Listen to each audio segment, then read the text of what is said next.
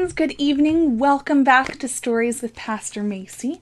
Tonight we are finishing up part 2 of a Best of Woof story that we started. The story is called Woof and the Midnight Prowler, and the theme is 1 Samuel 16:7. Don't judge only by what you see. So in our story thus far, we went with the Peterson family, Woof's owners, as they hopped in the car and headed towards Grandma's house. They ran into some trouble at a rest stop. Woof got a stone thrown at him, which wasn't very nice. But they piled back into the car and arrived at Grandma's house, where Woof was so excited to see all the farm animals and to chase the chickens. And we ended with Woof sleeping on the porch outside and hearing some noises from the chicken coop and seeing a coyote who growled at him and crouched low, preparing to fight. That is where we left off. So here we go. Let's find out what happens next. Meanwhile, the Petersons also heard the noise and came outside with a flashlight. "Woof, here boy!" Mark called. The coyote dashed past Woof in the darkness and made his escape. Woof stayed where he was because Mark had called his name. The Petersons hurried to the coop and turned on the light. There stood Woof, surrounded by 1,000,000 feathers. The frightened chickens had escaped and were perched all around the top of the coop. "I knew it," Grandma wailed. "That no-good dog has gotten into my chickens." Mark ran over and stared at the mess. "Woof, why did you do it?" he cried. "I can't believe it," said Father. "He's never tried to hurt anything before. I am very disappointed. Let's tie him up for the night and decide what to do in the morning." Mark and Chrissy looked at each other sadly. They knew Woof was in a lot of trouble. Grandma Peterson tried to be nice, but she was very angry at the ugly mutt. "Poor Woof," Chrissy sighed. "Everything has gone wrong for him today." For the rest of the night and the next day, Woof was kept tied up to a fence on a short rope. He was very unhappy because he couldn't trot around the yard and explore. He had never been tied up before, and he didn't like the feeling. In fact, the rope got so tangled around a bush that he could hardly move. Chrissy left with her mother and grandmother to pick berries in the meadow. Woof wanted to go with them and barked twice as they walked down the path, but they just told him to hush. Then Mark passed by on his way to the barn with 2 farm workers. Woof barked again, but they didn't hear him. All day long he watched the children as they rode tractors and ran and played. Oh, he wanted to be with them. Woof knew the family was upset with him over something. Grandma was especially angry. Every time she passed by, she shook her finger and called him a naughty dog. It was a long and miserable day for Woof. By the time evening came, everyone was tired and hungry. Woof watched as the family passed him by on the way to the house. After dinner, Mrs. Peterson went outside to take Woof a bone and bring him some fresh water. His sad eyes made her feel sorry for him. "We're going home tomorrow, boy," she said softly. Woof wagged his tail and looked up at her hopefully. Mrs. Peterson petted him and made her way back to the house. That night, Woof waited patiently for the children to come outside and say good night, as they had done before. Darkness fell on the countryside, and the minutes turned into hours, but still no one came to see him. Finally, Woof gave up and lay down on the cool grass by the fence. It began to get very late, but again Woof could not sleep. He knew the strange creature might return, only this time Woof was tied up with a rope. What could he do? He kept his eyes fixed on the chicken coop and listened closely. The later it got, the more nervous the dog became. Anxiously he paced back and forth by the fence, staring into the black night. Sometime after midnight, a dark shadow moved near the coop. The prowler had returned. Woof's body tensed, and he pulled against the rope that held him captive. The shadow slipped to the door of the coop. Woof couldn't stand it. He heaved violently against the rope and growled angrily. Suddenly, the rope broke and he was free. Chickens in the coop were squawking and frantically flapping their wings. Woof raced towards the coop with all the energy he had. This time he didn't pause when he reached the door. He surprised the coyote, who had no time to prepare before Woof was on him. There in the night, the two animals began to fight, growling, biting, tumbling through the darkness. Woof gave everything he had to the struggle against the coyote. The chickens scattered in terror, and the horse in a nearby barn neighed. Every animal on the farm knew there was a battle underway. Fortunately, so did the Peterson family. The entire family seemed to run from the farmhouse at the same time. Even Grandma came running down the porch with her robe flapping in the night air. As Woof and the coyote fought, they knocked over a stack of empty feed barrels that stood by the door. The coyote was trapped inside the coop. When he heard human voices, he stopped fighting and backed into a corner. Woof, breathing heavily, stood guard with his head low. The coyote had finally had enough. He had never tangled with a fighter like this dumb-looking dog.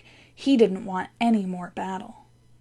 The Petersons reached the coop and directed a flashlight over the barrels. Spotting Woof and the coyote, Grandma gasped in shock. "Oh my," she said, "I'd better get another rope." With that, she headed toward the barn. The rest of the family stayed outside and kept watch to make sure the coyote didn't get away. Mark and Chrissy were relieved that Woof was not responsible for threatening the chickens the night before. When Grandma returned with the rope, Father managed to toss it around the coyote's neck. After a struggle, Mr. Peterson tied the animal in the barn. It was a very exciting night for the whole Peterson family. As they made their way back to the house, Mark suddenly realized that Woof wasn't with them. "Where's Woof?" he asked. They found their dog sitting on the front porch in the dark, licking his wounds. Mark hugged Woof affectionately and untied the length of rope that still hung around his neck. "You're the best dog anyone ever had," he said happily. Even Grandma was pleased with the heroic dog. "I'm sorry I scolded you for something you didn't do," she apologized, patting him on the head. "I'm going to give you some nice, juicy steak bones." Woof panted happily and wagged his tail. He wasn't sure what Grandma had offered him, but her voice sounded kind. "I'm sure glad Woof wasn't the one that upset those chickens," Father said. "I was afraid we could never have turned him loose again, even at home." The family brought Woof into the farmhouse to clean and disinfect his wounds.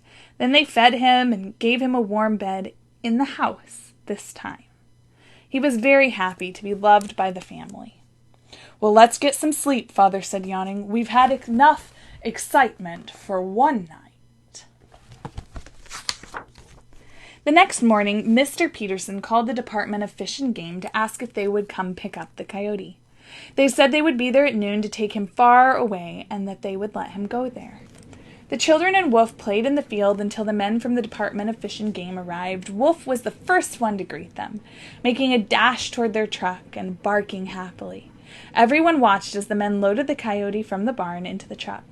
When the coyote saw Woof, he growled angrily.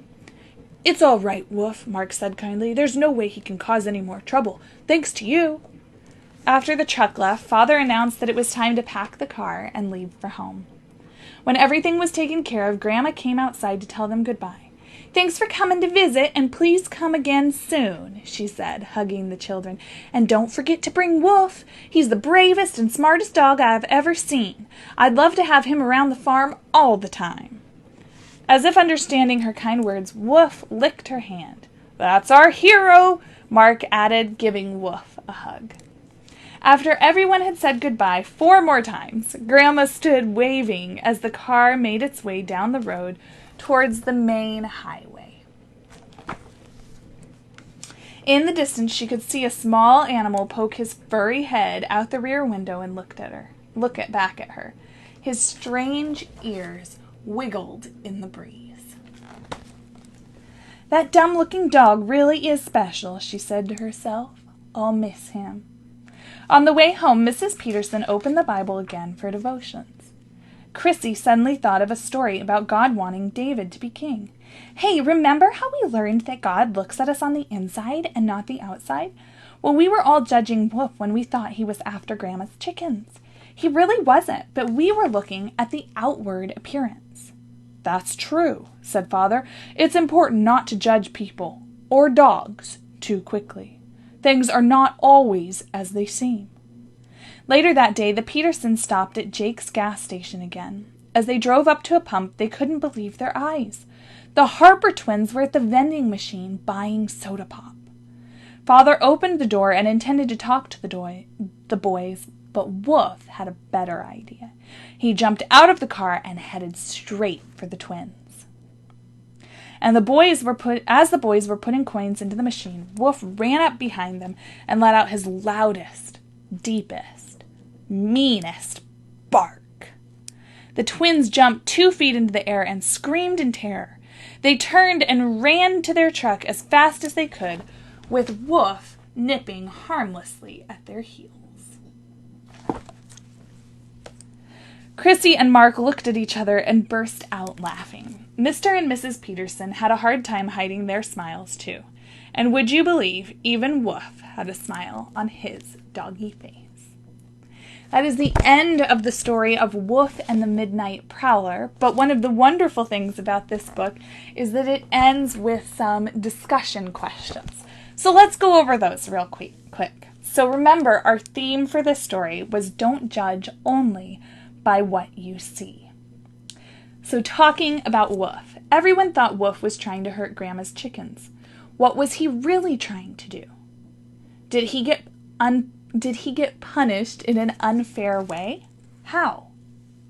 Did Mark and Chrissy wonder if Woof was guilty? How do you know? What did the children learn about judging too quickly? And I'll add a question here. What should we learn from this story about judging too quickly? Have you ever judged someone in an unfair way? Aren't you glad that God never does that to anyone? 1 Samuel 16:7, which is our verse for this story, says, "Man looks at the outward appearance, but the Lord looks at the heart." And then our story ends with a little prayer that has blanks for us to put in our own prayer requests when we pray. "Dear God, teach me to be kind and understanding as I look at other people. I want to be more like you. I want to pray for blank. Thank you for blank.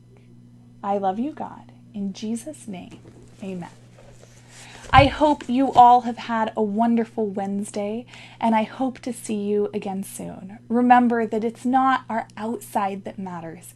It's what's in our heart. And that is what God always looks at, and I hope that you will take that into account when you look at people or dogs that you meet in the coming weeks. Have a wonderful evening, and I'll see you again soon. Bye.